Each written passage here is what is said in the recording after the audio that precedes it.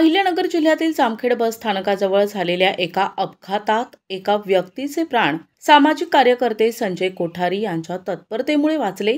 या घटनेमुळे पुन्हा एकदा त्यांची समाजसेवेची बुलेट ट्रेन सुसाट वेगाने धावताना दिसली। आंबेगाव तालुक्यातील मंचर येथील 50 वर्षीय सुनील गांजरे यांना अचानक चक्कर आल्यानं ते जामखेड बस स्थानक परिसरात पडले। त्यांच्या डोक्याला गंभीर दुखापत होऊन ते रक्तबंबाळ आणि बेशुद्ध अवस्थेत होते।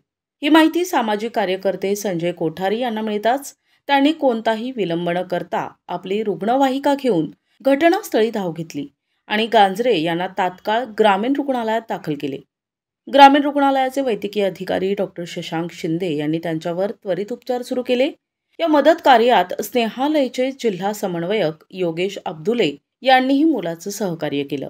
या घटनेची माहिती कोठारे यांनी जामखेड पोलीस स्टेशनचे पोलीस निरीक्षक दशरथ चौधरी यांना दिली।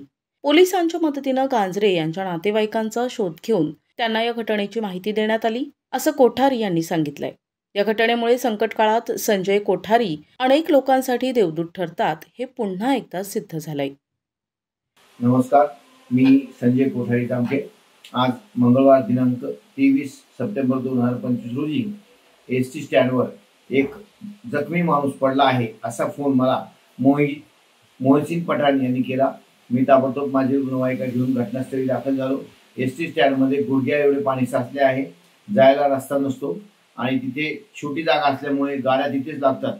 एसटी स्टँडमध्ये चिखल जास्त झालेला आहे। त्या राड्यामध्ये हा माणूस चक्कर येऊन पडला। त्याला मी गाडीमध्ये आणलं, रक्ताच्या थारोळ्यात होता। त्याला मी माझ्या ॲम्ब्युलन्समध्ये आणून सरकार दवाखान्यात दाखल केला आहे। त्याच्यावर वैद्यकीय अधिकारी शशांक शिंदे यांनी उपचार केले असून त्याची तब्येत ठीक आहे।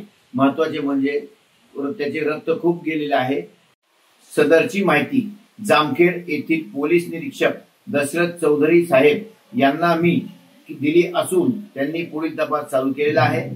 सदरच्या दवाखान्यामध्ये सरकारी दवाखान्यामध्ये माणूस उतरायला जागा नाही, माणसं नाहीत पेशंट उतरायला, आणि एकच माणूस असतो आणि तो स्ट्रेचर उचलू शकत नाही। त्यामुळे दवाखान्यात पेशंट उतरायला कर्मचारी असावेत अशी विनंती। प्रतिनिधी नंदू परदेशी, NTV न्यूज मराठी, जामखेड, अहिल्यानगर।